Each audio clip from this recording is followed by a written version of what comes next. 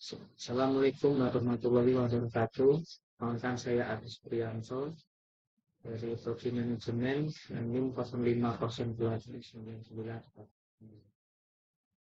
Dalam video ini saya akan menjelaskan tentang singkapan Pancasila dari masa ke masa.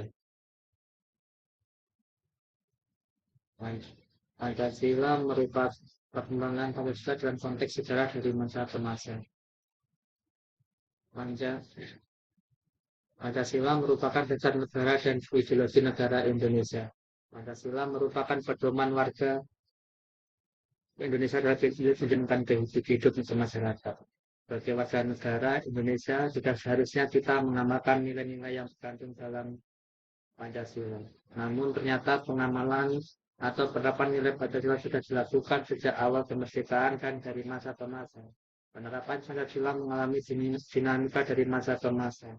Salah satu faktor penyebab dinamika penerapan Pancasila pada tiap-tiap periode adalah adanya perubahan kebijakan pemerintah. Mengutip situs Kementerian Pendidikan dan Kebudayaan, penerapan Pancasila pada masa awal kemerdekaan berlangsung dari 1945 hingga 1969. Sejak saat itu, Pancasila sudah dijadikan falsafah hidup bangsa dan dasar negara Indonesia.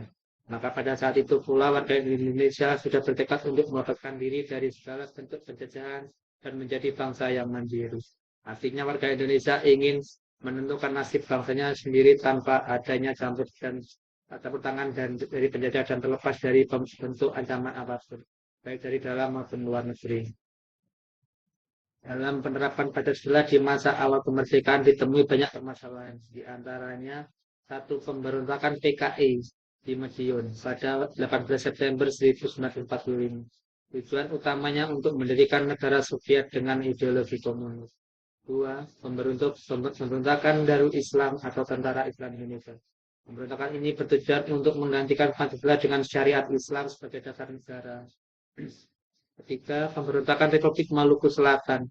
Pemberontakan ini bertujuan untuk mendirikan negara sendiri.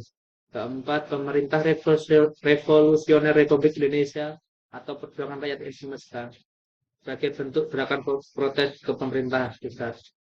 Lain halnya pada masa Orde Lama. Penerapan Pancasila pada masa Orde Lama terjadi pada 1959 hingga 1966. Periode ini dikenal dengan demokrasi terpimpin. Selain itu, pada masa ini, bangsa Indonesia masih mengalami peralihan dari bangsa yang terjajah menjadi bangsa yang sepenuhnya merdeka. Maka dari itu, dalam penerapannya masih diperlukan proses adaptasi. Sebagian masyarakat ada yang merasa setuju dan sebagian lagi merasa keberatan. Namun dalam penerapannya ditemui beberapa tindakan penyimpangan terhadap Pancasila. Salah satunya ialah pemberontakan PKI yang dilakukan oleh DNID pada 30 September 1965. Pemberontakan ini bertujuan untuk mengubah ideologi menjadi komunis. Sementara pada masa Orde Baru dimulai saat Soeharto resmi ditetapkan menjadi presiden. Dalam masa pemerintahannya, Soeharto berusaha untuk memulihkan kembali beberapa kekacauan yang sebelumnya pernah terjadi di Indonesia. Upaya pemulihan kembali ditandai dengan dibuatnya Repelita atau Rencana Pembangunan 5 tahun. Diadakannya pemilu, pendidikan, pelaksanaan pedoman, penghayatan dan pengaman Pancasila, serta pemerataan pembangunan. Tentunya upaya pemulihan oleh Soeharto ini mengacu pada nilai yang terkandung dalam Pancasila. Contohnya pemerataan pembangunan ini bisa dikatakan dengan sila kelima Pancasila, yaitu keadilan sosial bagi seluruh rakyat Indonesia. Dalam pemerintahan Soeharto juga ditemui beberapa masalah seperti kasus KKN atau korupsi, polusi dan nepotisme. Selain itu, hak berpendapat juga dibatasi dan adanya disfungsi abris.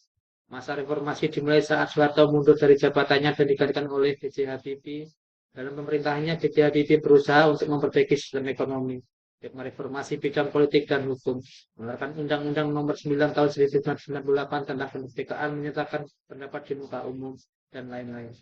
Mulai pada masa reformasi, penerapan Pancasila sebagai ideologi negara terus digaungkan hingga saat ini. Tidak hanya itu, upaya penggantian ideologi Pancasila dan ideologi lainnya juga berkurang. Demikian dari saya. Sebelumnya saya ucapkan terima kasih. Assalamualaikum warahmatullahi wabarakatuh.